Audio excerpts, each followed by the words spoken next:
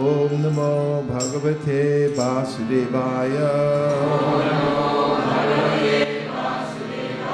Om Namo Bhagavate Vasudevaya.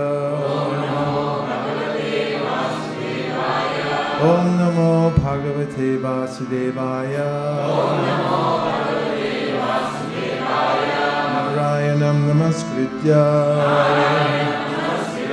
Naram Chaiva Narottamam Devim Sarasatim Vyasam Tato Jayam Udhiraye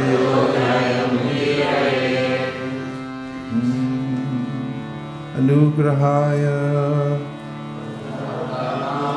Manusham Dehamastita Vajate Tadrishi Krida Yashutra Parobhave.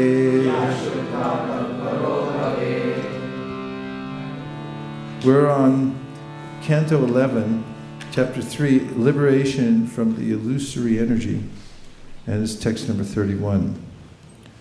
The verse is as follows: Smaranta smarayantascha mito gauga haram harim bhaktya sanjataya bhaktya bibrat yutpulakam tanu.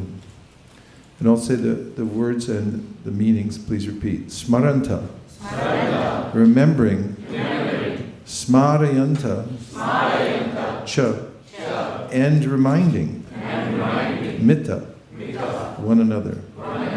Aga oga haram, one who takes away everything inauspicious from the devotee. Harim, the Supreme Personality of Godhead. Bhaktya, by devotion. Sanjataya, awakened. Bhaktya, by devotion. Vibrati, possesses. Utpulakam, agitated by ecstasy. Tanum, body. The devotees of the Lord constantly discuss the glories of the personality of Godhead among themselves. Thus, they constantly remember the Lord and remind one another of His qualities and pastimes. In this way, by their devotion to the principles of Bhakti Yoga, the devotees please the personality of Godhead who takes away from them everything inauspicious. Being purified of all impediments, the devotees awaken to pure love of Godhead, and thus, even within this world, their spiritualized bodies exhibit symptoms of transcendental ecstasy, such as standing of the bodily hairs on end. The word Aghauga haram is very significant in this verse. Agha refers to that which is inauspicious or sinful. The living entity is actually Sakchit Ananda Vigraha, or eternal and full of bliss and knowledge. But by neglecting his eternal relationship with Krishna, the personality of Godhead, he commits sinful activities and undergoes the inauspicious result in the form of material suffering. The chain of sinful reactions is called Oga, or a relentless wave of suffering. Krishna is Aghauga harim. He takes away the sinful reactions of his devotees, who are thus entitled to experience the inconceivable bliss of the kingdom of God, even while remaining in this world. The words bhaktya sanjataya bhaktya indicate that there are two divisions of Bhakti Yoga, sadhana bhakti and raga anuga bhakti. Srila Prabhupada has elaborately explained in his book, The Nectar of Devotion, the progress of the devotee from sadhana bhakti, or the execution of regulated principles, to raga anuga bhakti, or service executed in love of Godhead. According to Srila Bhaktisiddhanta Saraswati Thakur, a liberated soul is always enthusiastic due to the appearance of transcendental ecstasy within his body. Thus, he always aspires to remain overwhelmed in chanting the glories of the personality of Godhead Hari. Namasheshtam manamapi sachiputram atrasarupam shirupam tasyakarajam urupari maturim goshtavatim radha kundam girivadam ho radhika madhavasham bhakto yasya pratita kripaya igurum tam natosmi matsamo nasti papatma naparadi chakaschana parihare pilajjame kim bruve prashottama Yavatinam yata yuni yunam cha yuvatal yata mano biramate tadvan mano me ramatam tvai bhumau skalita paranam bhumir eva valambanam tvai jata paradanam tvameva sharanam prabho Govinda balabe radhe prate tomaham sada tvariyami tijanatu govindo mam tvayasaha Radhe Vrindavanadi Shekarnamrita Vahani Kripaya Nijapadabja Dasamaya Pratyatam Antaya Madra Balahari Dasavayo Yad Rama Krishna Charanash Parasha Pramodaha Manam Tanoti Sahago Ganayostayo Yad Paniya Suyavasakanda Kanda Mulai Jai Shri Krishna Chaitanya Prabhu Nityananda Sri Advaita Gadadhara Shiva Sadi Gaura Bhakta Vrinda Hare Krishna, Krishna Krishna, Hare Hare, Hare Rama, Rama Rama, Hare Hare. So today we're celebrating the appearance day of Lord Ramachandra. And Lord Ramachandra's name and the Lord himself are non-different.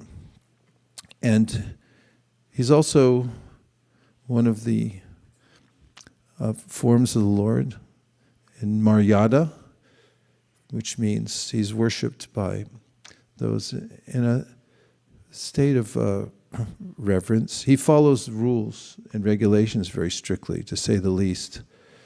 So much so that it's a painful pastime to hear how Ramchandra is so beholden to his father's word that he goes off into the forest. And at the end of the pastime, because of his kingly duties and his concern for his dharma as a king, and the criticism of the citizens of the way in which he brought Sita back into his palace and so forth, although there was absolutely no fault, and obviously she's transcendental to any so-called transgression, and even as it was proven by Chaitanya Mahaprabhu when he found a leaf in the Kurma Purana which described how when Ravana stole away Sita, he got the wrong one, because by Krishna's potencies, he stole away only Maya Sita, and the real Sita was hidden away, protected by Agni, who later manifested when Sita was tested to see what her purity was. She reemerged from the fire as in her original form. Nonetheless, Ramchandra, in his mood of Maryada, had done his duty to maintain this sense of absolute adherence to rules and regulations and to morality, as was the culture at that time. So his appearance in this world also is yet another way in which he appears to attract the attention of the souls of the world.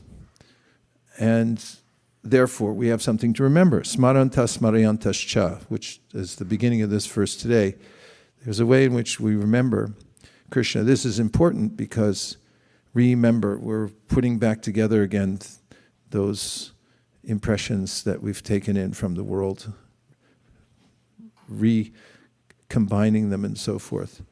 And when we leave this world, Krishna says that antakale smaranmeva smaranmukva kalevaram ya prayati samadbhavam yati nashyata samshaya. There's no doubt, he says, about this principle, this important principle about remembering him.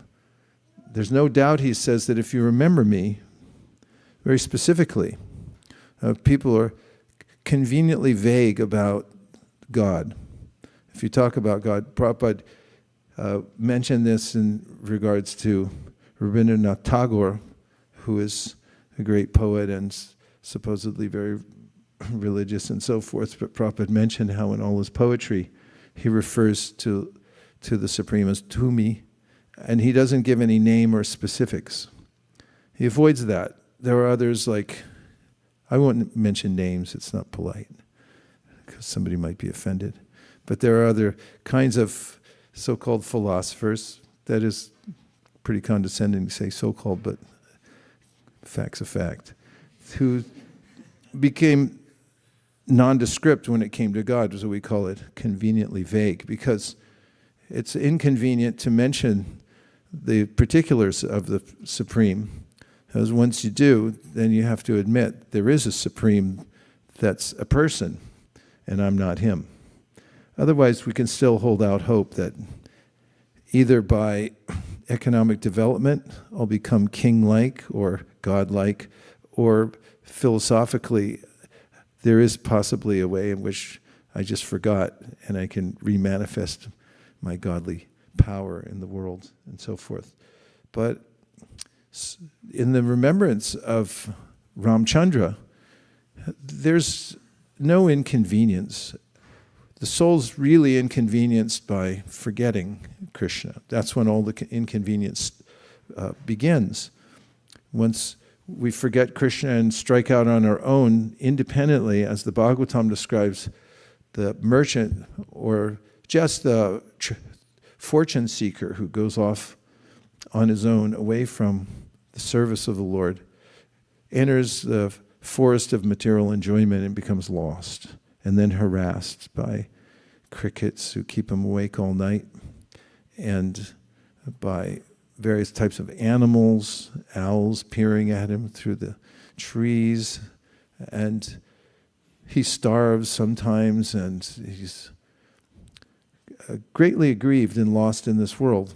So smarantascha, when the Lord appears, anugrahaya bhaktanam manusham dehamashrita ashrita, there's a way in which he gives us something to think about, something specific. We need that in our minds. When we see the deity, the mind has something to hold on to. The eyes can see the form and beauty of the Lord and the very particular aspects of him that are unknown in this world until he appears and until his pure devotees put him forward.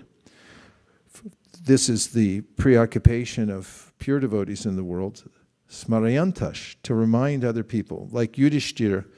Yudhishthira performed the Rajasuya Yajna because, well, let me say something about the Rajasuya Yajna. It was a grand ceremony, including Vedic sacrifices where you'd offer tons of grains and ghee into a fire to offer to the Supreme and so forth. And it was to establish the most powerful king on the planet. And to do that, one had to get this submission of all other kings everywhere. They'd all have to agree. Part of the agreement was they'd have to pay a tax too, to help pay for the yajna. You really have to be submissive. Not only do you have to agree to it, like you got to pay for this. And when Yudhishthira set out to perform this Rajasuya Yajna, he consulted with Krishna. And the main idea of Yudhishthira was, at the Rajasuya Yajna, there is a presentation of, or an honoring of the most exalted person there. Although the king's being elevated, there's a part of the ceremony in which everyone would acknowledge who is the greatest of all personalities. And Yudhishthira was looking forward to that part. That's the part he wanted to come out, that Krishna would be put forward as the best of all at the yajna, and he was. Samba had brought him up and presented him as the best. There were people there who were envious of Krishna, who were very disturbed when he brought this up, especially Shishupal. It's like, what are you talking about? Who is this guy, Krishna? We don't know him. We don't know what caste he is and so forth. So the impetus for Yudhishthira to go to all this trouble of sending out his brothers to various kingdoms to get submission and agreement for Yudhishthira to be established through the Rajasuya Yajna, it was all meant to glorify Krishna. And also, Krishna wanted it done because Yudhishthira was a devotee and he wanted him to be on the throne. And this is the only prerogative of the devotee is to put forward Krishna in the world, and it's Krishna's only prerogative is to put forward his devotee in the world, because when Krishna is in the center, then everyone's happy. And this is the main principle of life. So smaranta smarayantascha. And then mito gauga haram harim means if people are able to be in a community and a family and a society where they can remember Krishna or Lord Ramachandra, then their sinful reactions become vanquished. Because just by remembering Krishna, who's all pure, he takes away the sins. It's mentioned also in the 11th canto, Vikriditam, no, that's not it. That's 10th canto. I'm thinking of Vrishrijati Hridayam Nayasya Sakshad Darim Abhihito Pyagoganasha. Again, Pyagoganasha, that idea of ongoing sinful reactions become vanquished because of speaking Krishna's name or speaking about him. And what's more, when one goes on with this, bhaktya sanjataya bhaktya, what's indicated in this verse, there's two kinds of bhakti. The first kind is sadhana bhakti, or regulated bhakti, before one has a taste or a ruchi. It's called a jata ruchi. Before your ruchi is born, you practice devotional service. In the same way that those who are spontaneously worshiping Krishna, you would perform devotional activities, like this morning we were worshiping Tulsi Devi, and this is a very esoteric practice, praying to be a follower of the damsels of Vraja and so forth. But one may not have full realization or taste. Nonetheless, this is our practice. So there's bhaktya, sanjayate bhaktya. And then there's a development into spontaneous devotional service that arises from the practice of devotional service. So the devotees who do remember Krishna and who practice devotional service, even if it's not completely spontaneous, then bhibrat utpulakam tanun. Tanu means the body, and utpulakam means that there's symptoms of ecstasy within the body. And those persons who practice devotional service, they begin to feel ecstatic symptoms. Krishna bolbe jabe pulak habe jorbe anki bolitai. Bhaktivinoda Thakur confirms in his song that as one goes on chanting Hare Krishna, then gradually these symptoms of ecstasy, tears will come to the eyes and hairs stand on end by the practice. So remembering Ramchandra, the devotees feel satisfaction because, for one thing, everybody wants this remembrance or to know somebody or think of somebody who's perfect. And the question is, where do you find such a person? There are so many politicians and musicians and actors and famous people who put themselves forward, or others put them forward. And everyone hopes, against hope, that maybe this is the one that is all perfect. But then we find years later that there was some fault, minor or major. Or they lose the quality that everyone was attracted to. For instance, it's well known that in this world, people who are beautiful later on lose their beauty. I mean, by worldly standards, the beauty that everyone's looking for, the youthfulness and the way their hair looks, full head of hair and sort of a glow, and the body's very firm, all these things that people look for and say, wait, what? Look. But that passes very quickly in this world. Gather ye rosebuds while ye may, a famous poem by Robert Herrick that describes that, better get it now because it's not going to last. These things, the rose comes up and then it's like 2 days later. In Japan during this time of year, it's cherry blossom season.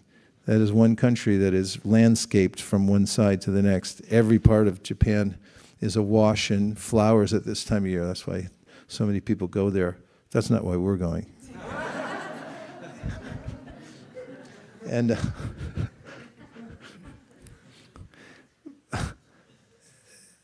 but they have this way of, in their Shinto culture and Buddhist culture, of appreciating transitory beauty. It could be there one day in full-blown, it's called Mankai, where all the blossoms are fully blown out and it's just indescribable beauty, but then the next day they're just gone. The wind blows them or rain comes and they start to wither, and everybody does in this world one way or another. And also, most people are hiding something. They have some quality that they don't want to show, and then later on it comes out. So where can you find somebody who's completely moral, that's completely truthful all the time? Well, Ramchandra. It satisfies the need for that. Is there a politician who's completely truthful? I remember growing up as a kid, my parents would be into one politician or another, and then there was this sense like this person's going to save the world. There was John F. Kennedy and Camelot, and this whole idea of he's young and he's like this, that, and the other thing, and then everyone later on not so much, and ended in a ghastly way. So when we hear about Ramchandra, who's perfectly moral and completely honest, and his beauty is such that when the Munichari, the Rishicharis, they were in the forest of Danyakaranya, and they saw Ramchandra, they became so attracted to his beauty that they were meditating on thinking we'd like to, marry him or have some relationship with him. This is like at a soul level. And Ramachandra didn't say anything, but he consented silently, and later on those Rishicharis took their birth in Lord Krishna's Leela as gopis. So he fulfills desire, he reciprocates with those who see him in a particular way and are attracted to his beauty one way or another. And he doesn't miss anything. He utters this famous verse, Sakradeva prapano yas tava asmi yadachate. Abhayam sarvadatasmai dadam ye tat ritam mama. He gives this vow that if anybody comes to me and surrenders and says that I take shelter of you, then he said, from that day on, I award that person fearlessness. And that's my vow forever. So who else can do that besides Lord Ramachandra, who's Krishna?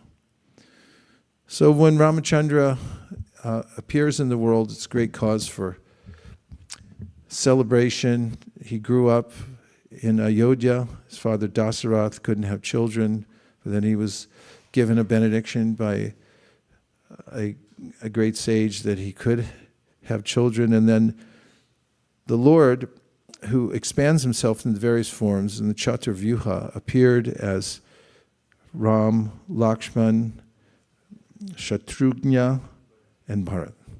and these four forms who are all Vishnu Tattva, and Ram being the chief. Lakshman, of course, we know from the Sri Chaitanya Charitamrita in the Leela of Krishna is Balaram. So these are his potencies. Parasya Shakti Vivadaiva Shuyate is unlimited potencies, personal potencies in which he appears. And growing up, the citizens of Ayodhya, who felt greatly protected by Dasarath, who was a great king, saw that he would be succeeded by these beautiful princes. Especially Ram became the darling of everyone there, and they all watched him. You can imagine in a place where there's a perfect king, and then you see that now there's going to be succession that'll work out. And they were very excited for Ram to take the throne. But then there was a twist. There was a lot of twists in the Ramayana, twists of fate. Because when they were grown in adolescence, that is the young sons of Dasarath who had been trained as Kshatriyas, and they could be seen walking through the streets of Ayodhya with their weapons on their shoulders, getting military training. They're so beautiful in bodily form, and everyone could understand that now we're going to have a new ruler, and Dasarath had indicated this. So everyone was celebrating, and the night before, there was an incident. And that was that the mother of Bharat, Kaikeyī, who considered Ram to be just like her own son, was happily moving about her palace singing, and she had bad association with her maidservant, whose name was Manthrā. Manthrā had caught on that Ram would be installed on the throne, and that Kaikeyī was happy about it. But Manthrā was self-interested, because she had this idea that if Ram took the throne, then maybe Kaikeyī wouldn't be the main queen. She wouldn't have as much wealth. She might even be pushed out of her position. And as usual for a materialistic person, Manthra was thinking, what's going to happen to me? What's in it for me? It was just like when Bali Mahārāja wanted to give away his wealth to Vāmana Dev, then Śukrācārya was thinking, what about my dakṣiṇā? If you give all that away, he didn't say it directly, but he said, how are you going to pay me? So this was the self-interested nature of Manthra, and this is the bane of this world, is this self-interest. So she spoke to Kaikeyī in very devious undertones, gradually diminishing Kaikeyi's enthusiasm for Ram being installed on the throne. And this is something to keep in mind, that whatever enthusiasm we have and the kind of direction we have in life, especially in our spiritual life, can easily be diminished by being around offensive or envious people. A few words here and there. In fact, you might notice that there might be somebody revere very much in devotional service, but then if you hear somebody who's envious of them write something or say something, then you might become doubtful, or now you hold back a little bit. That wholehearted appreciation of that person starts to diminish because of hearing envious words of somebody. So this was the case with Kaikeyī, and then she started thinking in a self-interested way, yeah, what will happen to me, and so forth.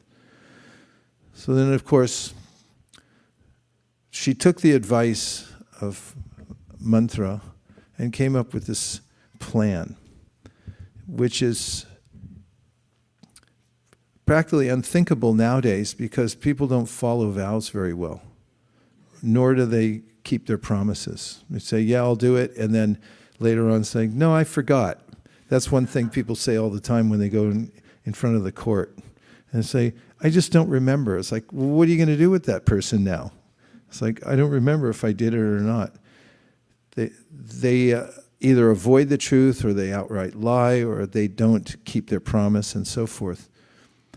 But that wasn't the case in this pastime with Ramchandra and Dasarath, his father, because Dasarath had given a promise to Kaikeyī years and years before, when she had saved him on the battlefield, and he gave her 3 boons.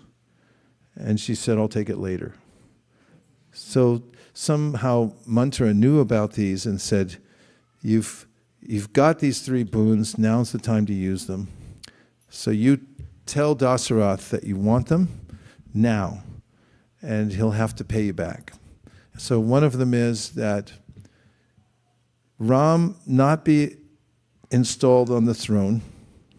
Number 2, Bharat be installed instead. And number 3, Ram's banished to the forest. Pretty severe. So Kaikeyī used her ultimate weapon as a woman, the wife of the king, and she had a special room called the sulking room. If you get a new house, make sure you get one of those. And so she went to the sulking room, and when Dasarath came home, jubilant because everyone's in a festive mood, and Ram would be installed the next day on the throne. He looked for his wife. Where is she? Where is he? And the other servants said, oh, she's in the sulking room. Why? And when he came there, he found that she had collapsed on the floor. She had taken off all her jewelry, and she put on some very common cloth and had just fallen into a heap on the floor, disconsolate. And of course, as a good husband, Dasarath tried to console her in various ways, and it was a trap. Because as he extended himself more and more, then she finally began to respond, and she said, do you promise that you'll fulfill my needs right now? And he said, of course. Why wouldn't I fulfill your needs?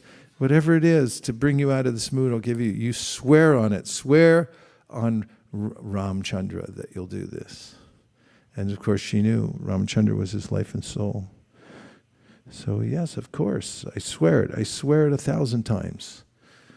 So then she uttered those words that I want the boons back, and these are the 3 boons. And then Dasarath was disconsolate. He fainted. He couldn't stay conscious and think of the conundrum he was in, that he would have to tell the citizens that he was banishing his beloved son. What to speak of till Ram? So when Ram came, Dasarath couldn't even utter the words. And Kaikeyī dragged it out of him and spoke it to him. And Ram said, well, why doesn't my father say it? And he finally acquiesced and said that it was true, that these were the 3 conditions. And Ram, yes, Father, right away. This is unusual because most people look forward to their ascent to power. They try to keep the power at that time. But Ramchandra was completely dutiful to his father's words. Arya Vachasa, the words of the superior. So there's a lot to be said about the Arya Vachasa. Maybe we'll talk about it later. But of course, Ramchandra going to the forest is a great scene, pathos, where the feelings of all the citizens of Ayodhya come out. You know, they're in a town, and it's all based on Ramchandra's love for Ramchandra. He's the cynosure of everyone. And when they left Ayodhya, Ram's chariot driver was going slow because the people were all trying to walk along with him. They didn't want to leave him. They wanted to go into the forest with him. And Ramchandra said, speed up, speed up, speed up. And the people would walk faster. Finally, when they got to the outskirts of town, right on the cusp of entering the forest and the wilderness, all the townspeople camped out. And Ramchandra, along with Bharat, who had come, Lakshman and Sita, who had come along with him, Ramchandra, and by the way, Lakshman was so faithful, his younger brother, and as the servant of Ram, that during this whole exile, he didn't sleep, because he was awake in the daytime doing service for Sita and Ram, and at night he stayed awake to protect them. Such dedication that he had. And Ramchandra woke up and said, we have to leave now, because the citizens will continue to follow us. And he had to cross the river. There was a great friend of Dasarath there named Guha, who had greeted them there at the forest. And there's a pastime that's very touching of him, Ram, crossing the river and going into the wilderness. The boatman's name is Kevat. This boatman had taken Ram across the river to enter into the wilderness, and Sita Devi wanted to pay him something, so she took off a ring. And he said, no, I can't accept that, because it's a custom in the Vedic culture that if you're in the same profession, then you don't pay for your service when you go to the other person. Like if you cut hair, you go to the barber, you're a barber, they're a barber, you just like cut for free, you know? So he said, no, she said, why won't you accept some payment? He said, we're in the same profession. I can't accept this from Ram. And Ram said, well, how are we in the same profession? You're a boatman, I'm a prince in exile. And he said, I've taken you across this river in my boat, and I only ask that you do the same thing for me. The boat of your lotus feet, you take me across the material ocean when the time comes. Same profession. So although in the great separation and the severe circumstances, the sweetness of Ram's pastimes comes out as he meets various devotees in the forest. And all of the pastimes that Ram has have these lessons. He's the Supreme Personality of Godhead acting as a prince, and at the same time he's exiled into the forest and he meets common people, even bears and monkeys and so forth, and befriends them. They fight against Ravan.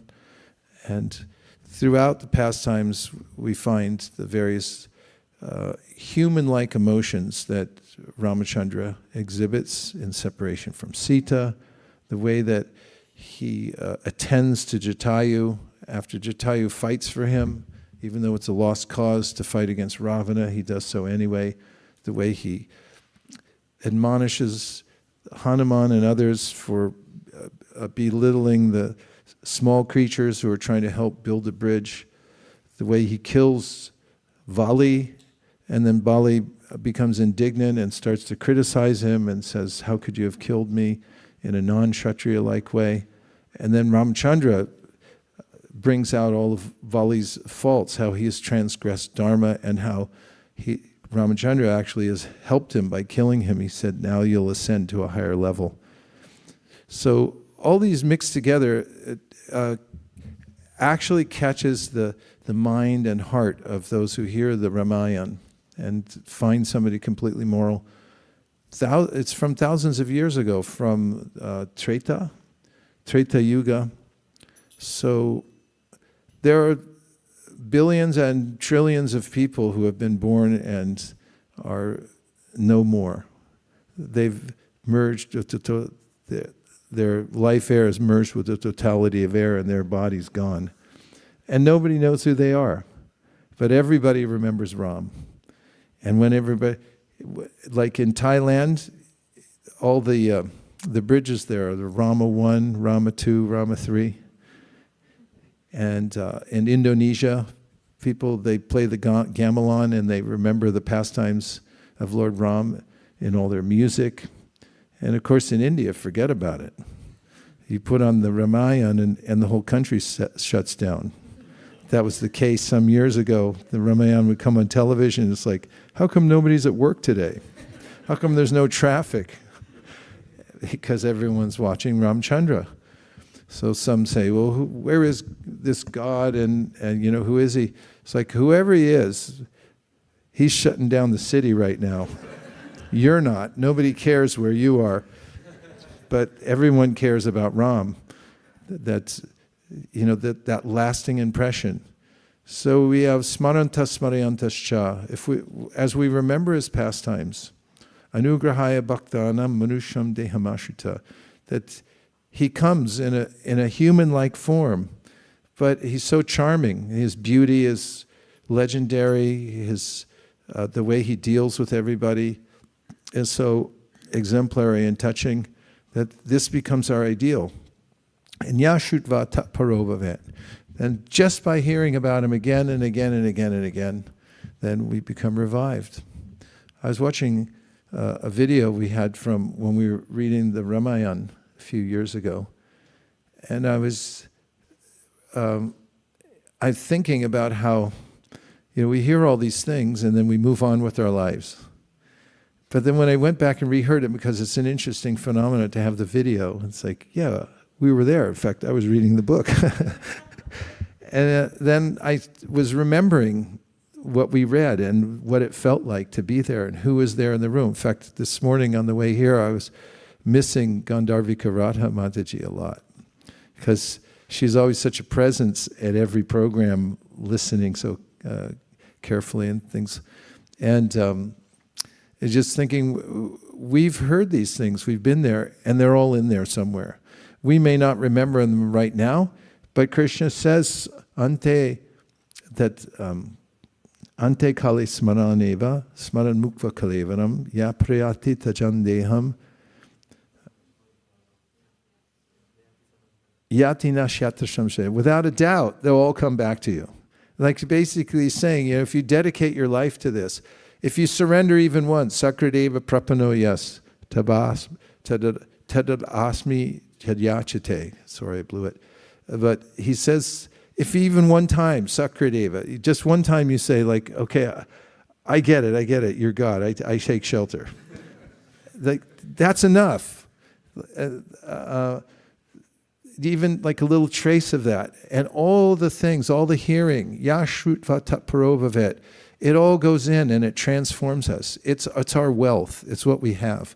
So these days of appearance of the Lord and Ramchandra's appearance day, the dedication to coming down here from Mangalartik that you all did, sitting, listening, chanting Ram, Ram, Ram, Ram, Ram, Ram, Ram, Ram. How many times did you say Ram this morning? You need a AI to count it all up. So many Rams went out today. That's all there. It's never forgotten. Krishna's perfect. Ram's perfect. He remembers everything and he accounts for everything. And it doesn't take much. You don't have to push the doorbell more than once. So let's just take a couple of reflections because the class is over. This is extra. Hare Krishna. Thank you so much for bringing this in the beginning one that you were bringing about how the Kaikeyī turned the event, and I was just thinking that it's so correlatable in our daily life.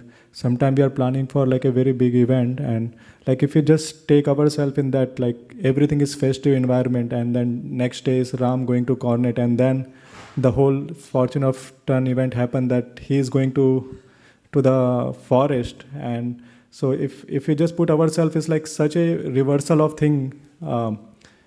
but how Lord Ram took it graciously. He didn't like. Similarly, I found that at least in my life, I could find that the reversal of event happened, that we are anticipating some very big program or very big thing or big event, something, and then suddenly that we are not able to do, and there are ways to become frustrated, there are ways to become angry, there are ways to, but other thing is that graciously accept and move forward. So I was just recollecting that how the whole incidents happen, and it can be so relatable in our life. Thank you.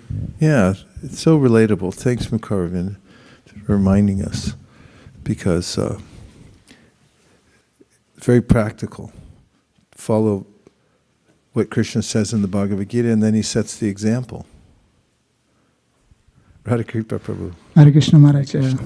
Maharaj, we liked requesting that if we could continue that the mood as we started describing Rama's pastimes. I wish we could have a series of sessions on that one, because it was so engrossed. I wish we could have never.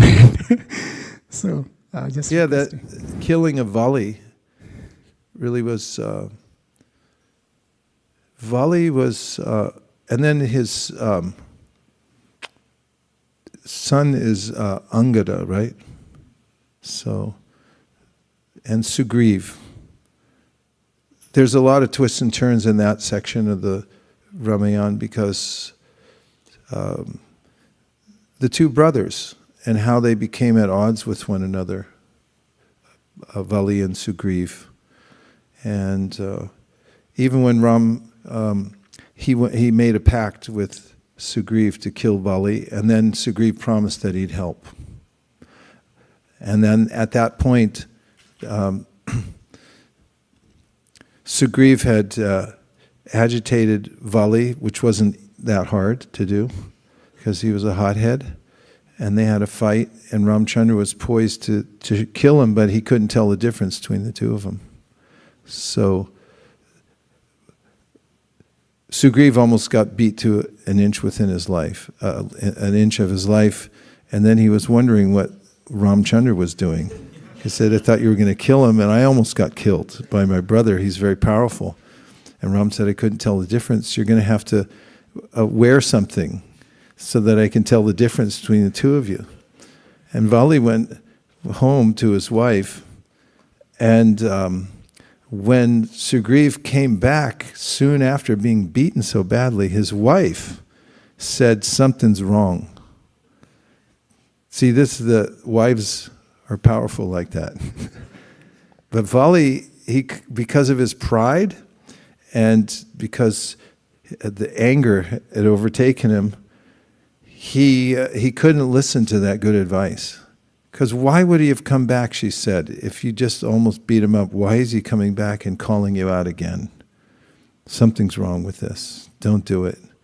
But Vali went out again anyway, because he couldn't resist. So they fought again, and just as Vali was rising up to strike Sugriv, probably a fatal blow, Ramchandra from behind a tree shot him.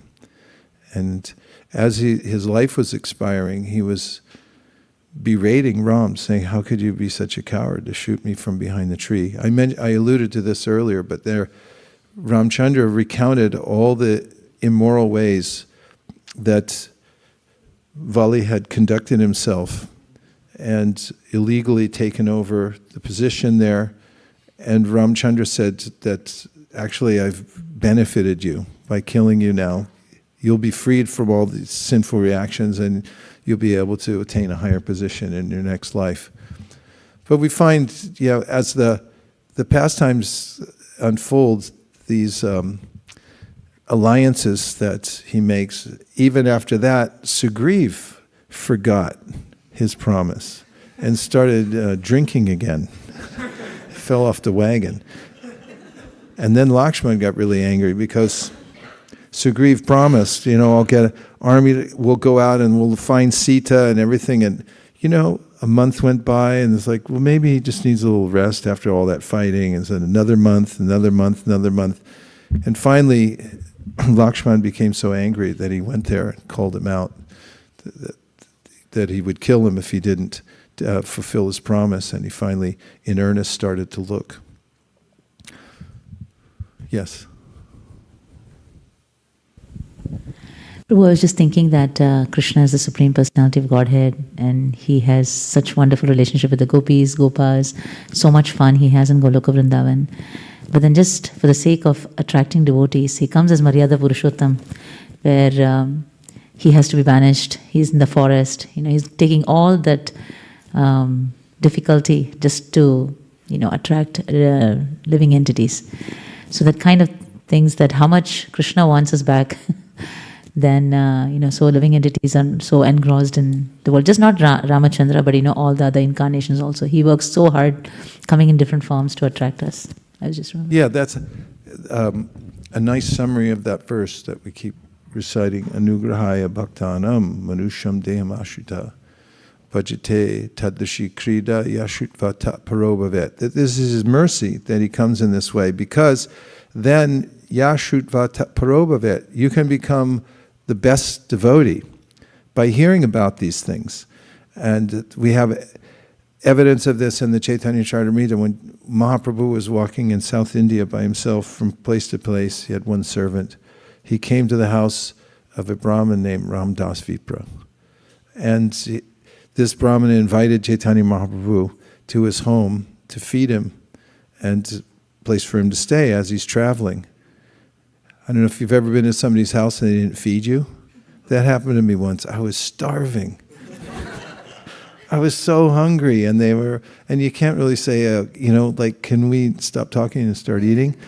But, I'd been flying, and I got there, and it was getting later and later in the morning. I was like, I've never been this hungry in my life, and they were going on and on and on.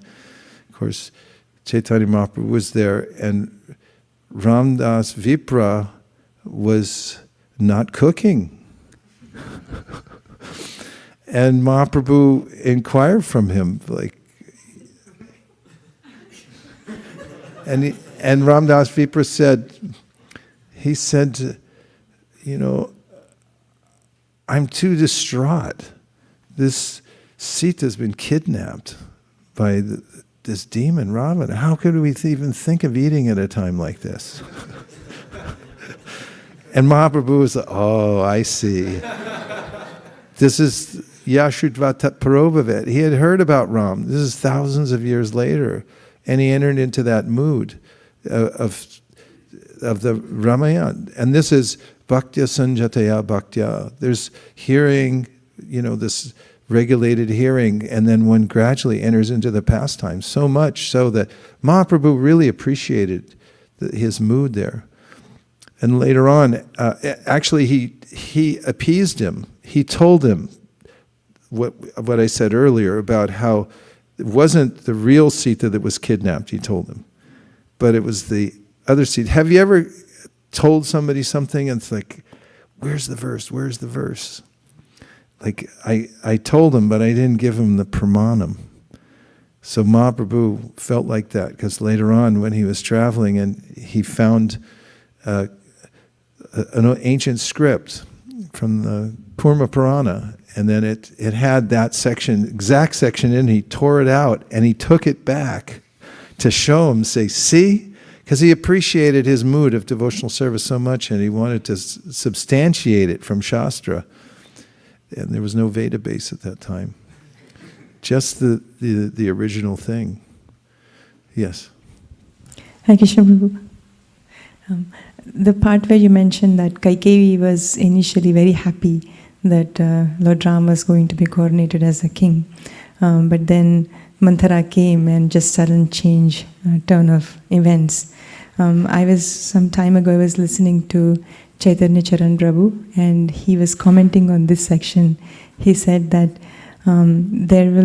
if only Kaikeyī had some good counsel, because she was not a bad person, but just because of the effect of Manthrā, she forgot all the good things. So he was mentioning how in our life we should always have some good counsel around us.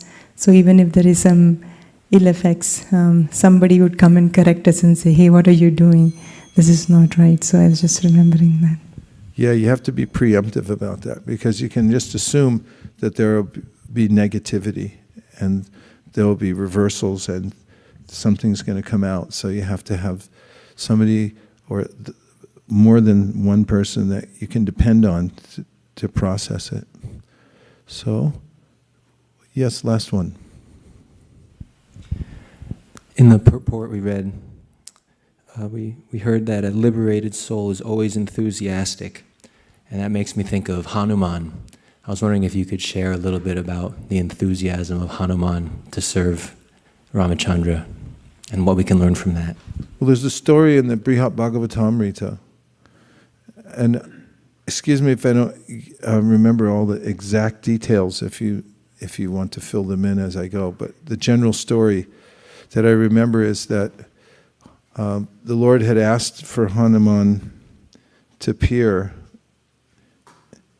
and a messenger had gone to, from the Lord had gone to tell him that Lord Krishna was asking him to come, and Hanuman was slightly nonchalant.